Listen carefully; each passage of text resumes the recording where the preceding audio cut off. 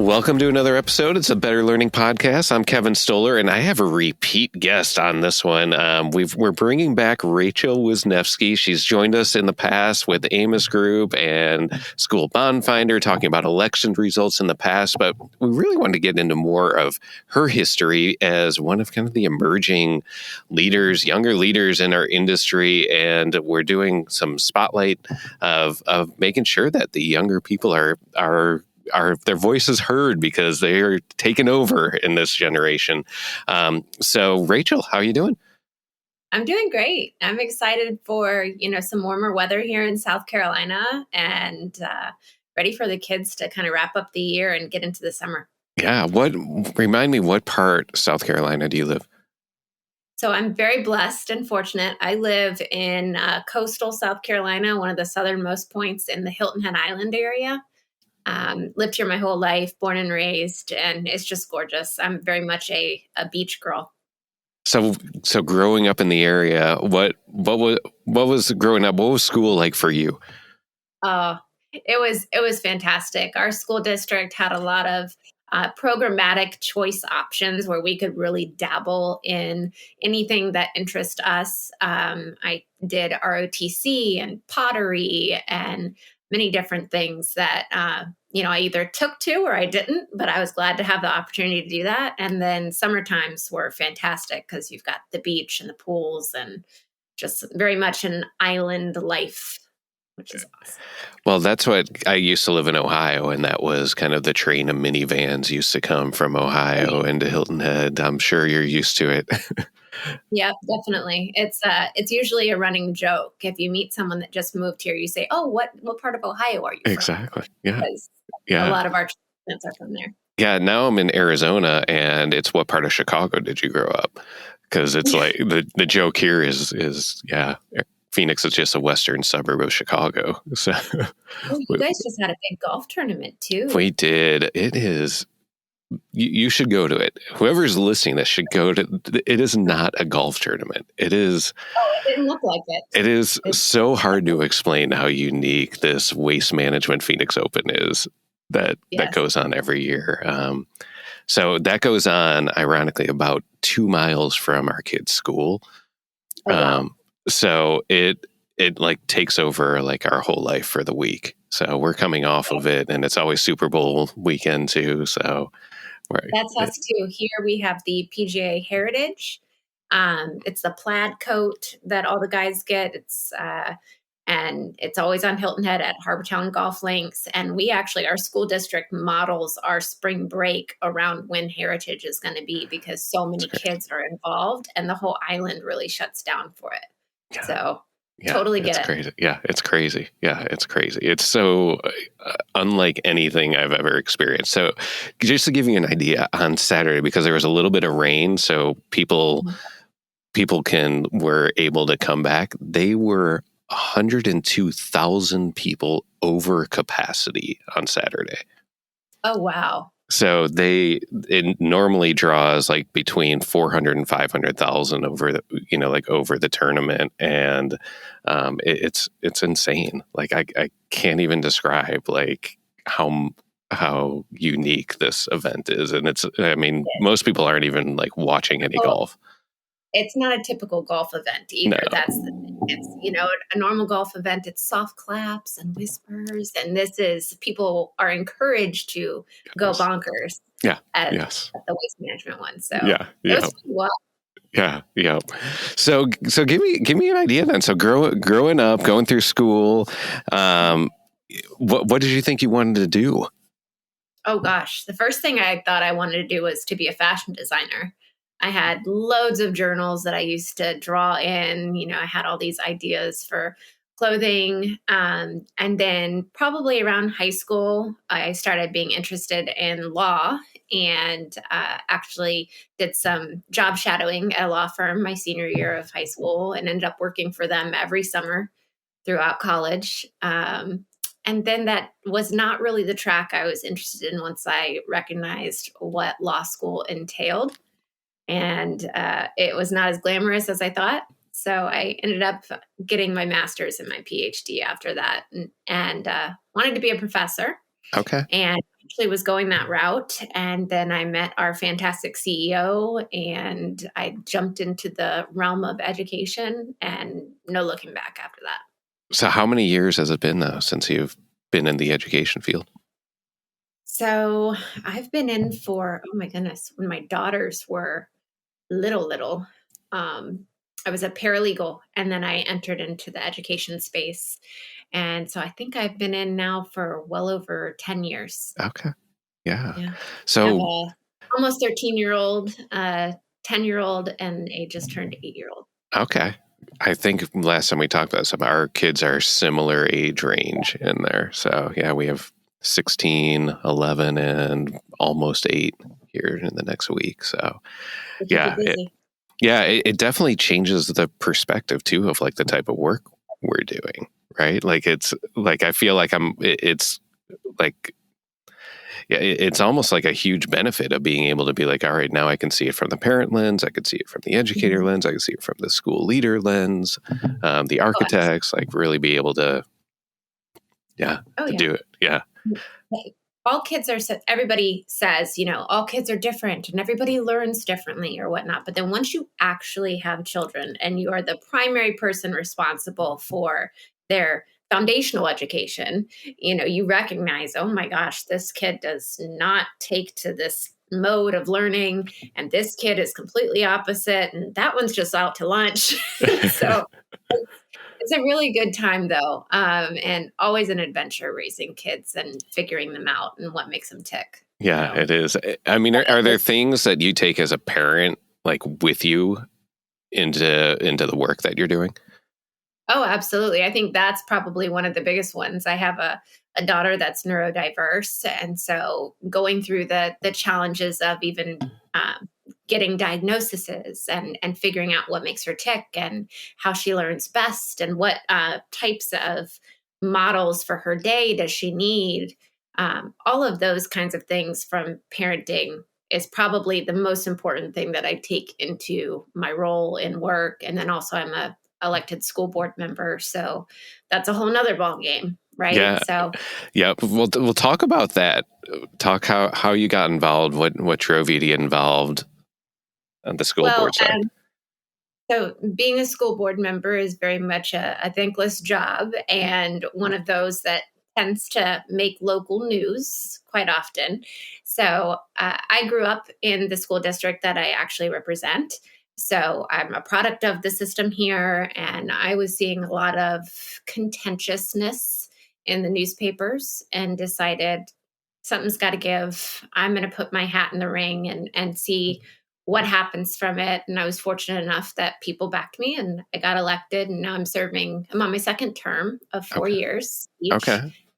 And it's been great. I mean, right when I got on, though, initially we had maybe a year and a half period of pretty much uneventfulness. And then COVID hit, and you've had so much different um, things that have popped up that people get very passionate about.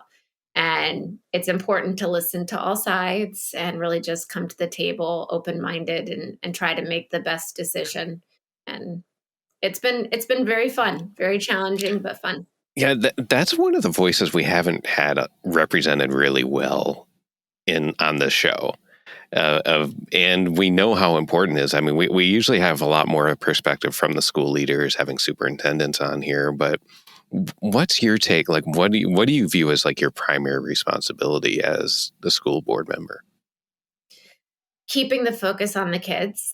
It can very often get hijacked. The conversation can derail very quickly. So keeping the focus on the kids and what our primary goal and focus is, which is educating them and making sure that your focus is on the children at all times. That's what I try to come back to quite often. So how does that? I guess if you're okay, I'd love to hear stories of like what are those behind the scenes things like you a lot of times it hits the media when things go bad, but what's like normal? Like, are you interacting a lot with the other board members? How much are you interacting with the superintendent? Like what does that look like? So I would say how it works for me is not necessarily how it works for others. And I oftentimes tell people when I'm talking to them about school tax elections and bonds and things like that, that it often depends on the jurisdiction in the area that you're in, right? So in our school district, one of the first things we had to do was hire a new superintendent when I was elected. And so we did that. And so the superintendent we have now is new to the district in the sense that when I came on, he also came on. So there was that newness, and we were able to form a good relationship. He's a wonderful communicator and bilingual. And we have a Hispanic population that has actually boomed in the last 15 or so years. So that's extremely beneficial for the district.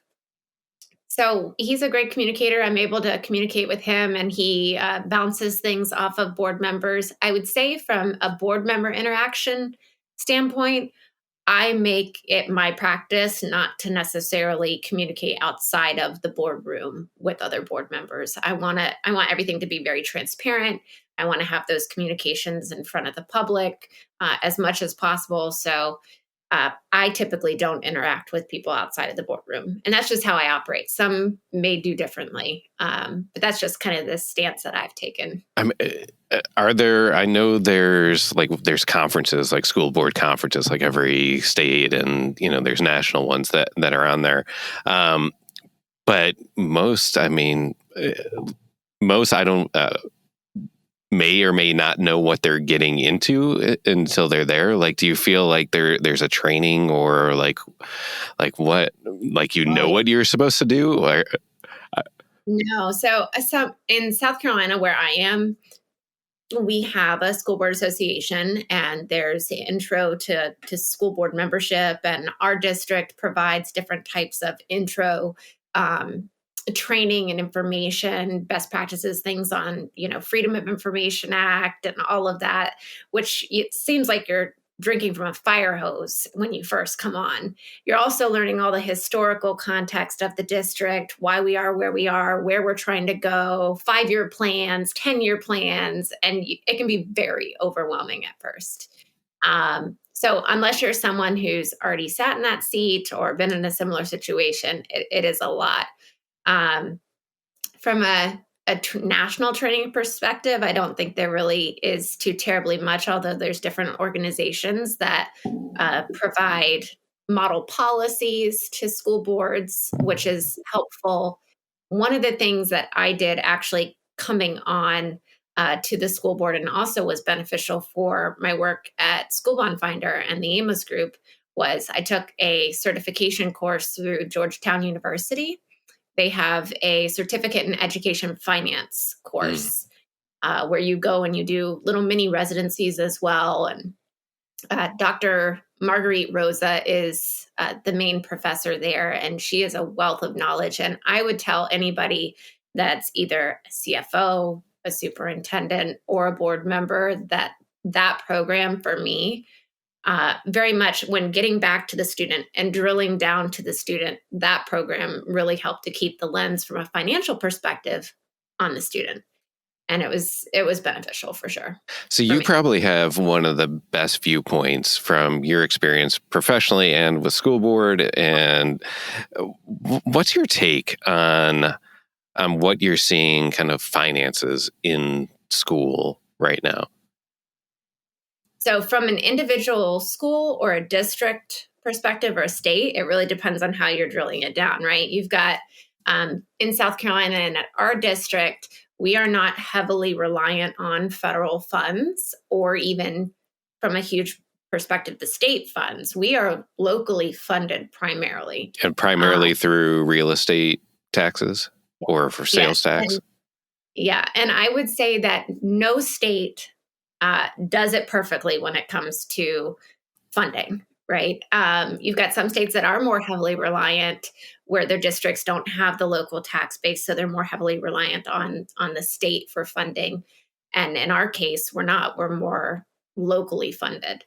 And looking at that from various perspectives, that can be beneficial and that can be detrimental.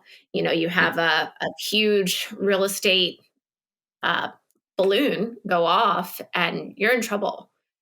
You have a great push and prices climbing and everybody doing great, then wonderful. Or you have a huge population surge, fantastic. But what do you do when those things change and you've got kids that need to be educated, teachers that need to be paid, and facilities that need to be maintained? It's a whole nother ball of wax when you're primarily locally funded. So I totally get that there is not a state that does it well, because I'm with you. Like, I look at this and I'm like trying to, like, all right, so we get it. Like, when there's real estate, you're going to get kind of that equity issue where some districts are going to have a lot of money and then others aren't. And then you also look, well, if it's funded a lot from the state, well, then, you lose some of that local control, and, and it seems like, from what I've seen, is when it's coming from the state, then it's typically everyone feels like they're not funded adequately. I mean, what do you see? Like, if there was a model that you think is working better, or if there's anyone who's closer to it, I mean, I'd love to hear that, so we can have a little bit of those discussions, because I feel like if everything stays the same, we're not going to improve. Right. I think there's states that do it well in certain aspects. So if you're looking at a state that does a really good job on making sure that their facilities are taken care of and that their districts have what they need to innovate in their facility space, personally, Ohio sticks out in my mind. They have been very good at tracking from a state perspective, tracking and providing funding for their school districts. So that's one that sticks out in my mind. If you're talking about state policies, financial policies that are really student focused and really drilling down into, are we providing each unique kid what they need? And is our funding model meeting those needs? I would say Florida, Arizona are the two that do a really good job at that. Those that are competitive on a teacher pay scale, that's another conversation. So really, it's almost, you got to take chunks from various places and try to merge them all. And I think the states do that. They, maybe Florida might be number one on your list for, school choice right now, or funding to the individual student. But then you turn around and maybe they're not so good in another area that has to do with education finance. So it's a sticky game that you, and everybody's competing and trying to be the best. And I think the wonderful thing about it is that they're competing, right? I think we want to keep them competing against each other a little bit, so that they're always trying to advance the ladder or go up the ladder for the student's benefit. Right. Yeah. And so I've had direct experience with Ohio and Arizona. I can speak to more because I lived in Ohio, but I also grew up Chicago area. So I can speak kind of Illinois and, like the way it was done there. And then obviously professionally, we've had exposure into almost every state to some degree. And it is not an easy answer at all on there. To hearing you say Ohio, for sure, and I think a lot of that was sparked. They won a big lawsuit many years ago from the tobacco industry, and that was like, all right, we are going to use this money to rebuild schools, and they had a whole scoring mechanism of starting kind of in the lowest income areas, and providing like 99% state funded, 1% local funded. And then kind of as you kind of go up the economic scale, they may come where it's 90% coming from local and 10% from the state. So it has been nice as far as the facilities. I agree. Like they've had a coordinated effort to make sure that schools have been updated there. And it is not an easy answer. I don't know how you go about it. I think that the thing that's important, though, is making sure that your primary focus is on the students, and then also, and always bringing it back to that. So funding students is the primary goal, not funding models, not funding systems, not funding. We're just focused on the kids and whatever they need to be successful. Because as we know as parents, it's not easy. They all need different things. We saw that especially during COVID too. I mean, that was illuminated, I think, across the country for everybody. Yeah. But educating ourselves too, those that are policymakers, those that are engaging with the policymakers, the stakeholders, educating ourselves on the fact that nobody's doing it perfectly. And some people are doing some things really well. So maybe we need to chat with them and open up this dialogue, and this networking is so vital. And that's kind of what is great about what you do at the podcast is you're helping to spread that awareness. So I know at one point I had heard 21 states had passed something where the money is following the kid.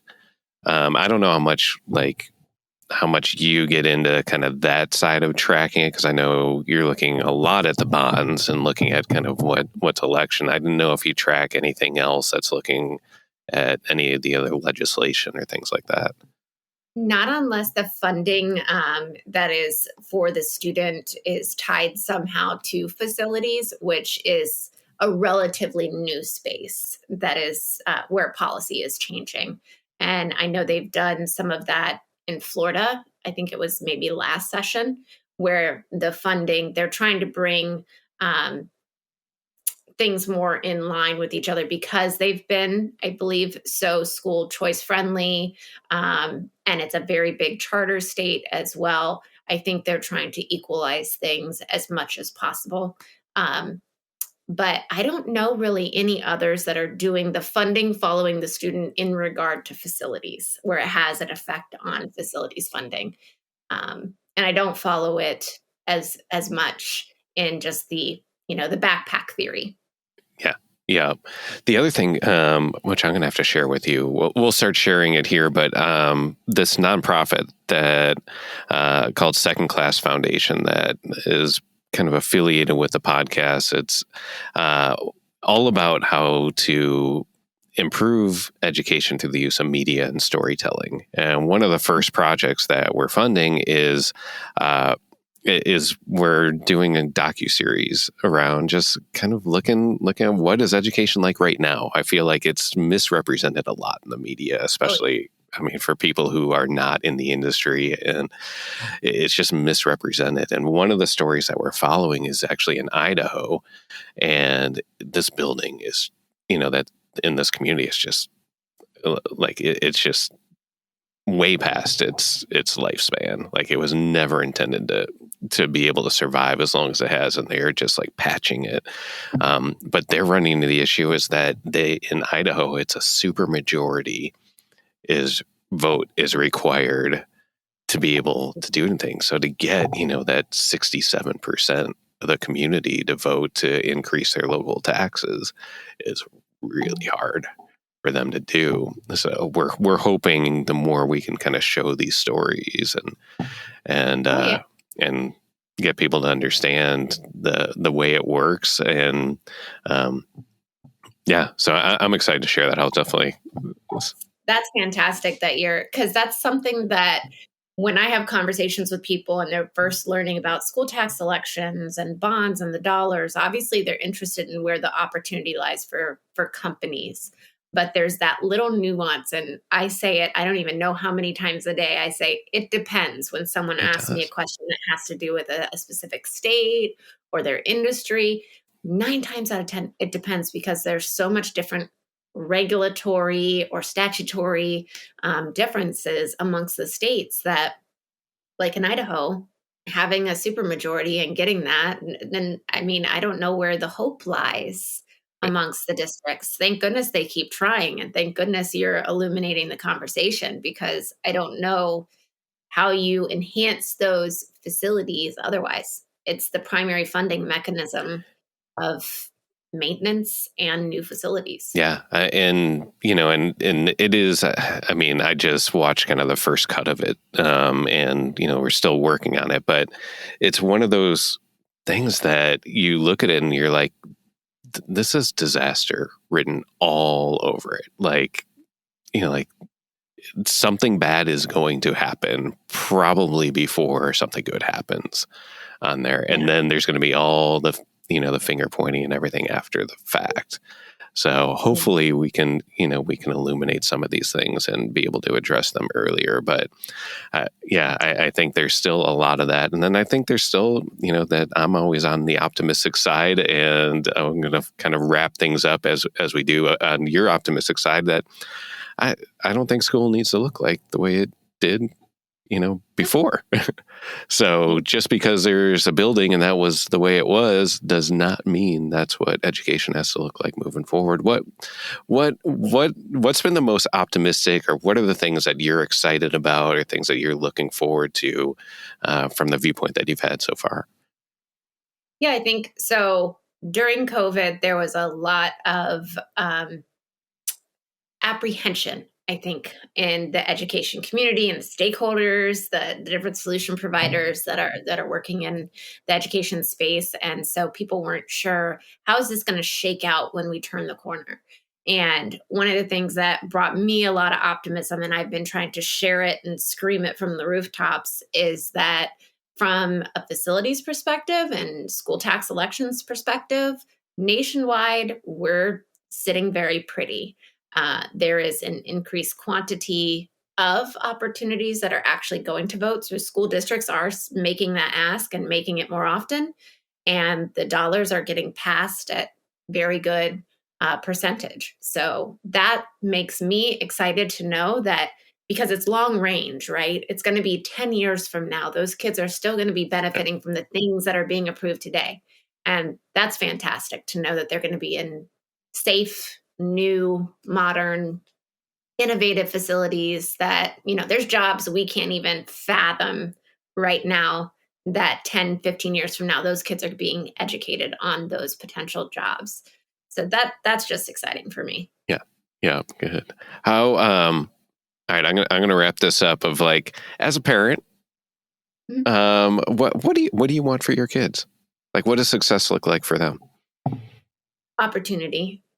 And no restrictions. I want my girls to really see that, and it sounds so cliche, the world's their oyster. I want them to be able to go out and become whatever they want to become, challenge themselves, and be comfortable with being uncomfortable in those challenges. It's something that is fun to think about what they're going to do with their lives. And so I just want them to be able to do whatever they want and be totally unabashedly honest about what that is. Yeah, that's great. Yeah, I've been having more and more of those conversations just with parents too. And it's amazing how I think kind of I think our generation did not have like that. It was more of like, you go to college. Like, that's what it is. I want career success. And I feel like the shift is happening at the parental level of saying, no, we want best opportunities. We want well-rounded. We want happy, healthy kids and opportunity. But it doesn't need to be kind of this prescribed of like, it has to be this. And I think that's the whole idea of kind of this radically student-centered that we talk about a lot, of just like that. Let's focus on that first. Right. What do you love, and what are you good at, and how can you make some good money in it too? I mean, let's be honest, that's important. But I never could have imagined that I'd be where I am and doing what I do right now. That is not what I saw for myself when I was in high school or middle school, because I didn't know of this kind of space. Yeah. I didn't know of remote working. That wasn't a thing. Right. So it's fantastic, and I have a lot of flexibility, and I'm very blessed. Yeah. So I hope my girls have that same opportunity. Well, Rachel, it's always great talking to you. For the listeners, if you're not already a subscriber, just hit the button wherever you're listening to subscribe. And betterlearningpodcast.com is the hub for all of this. So if you have guest ideas, topic ideas, you are interested in being a guest, and you bring a different perspective on here, go to betterlearningpodcast.com. And Rachel, we'll continue the conversation another time. It's always great talking to you. Thanks, Kevin. I appreciate it.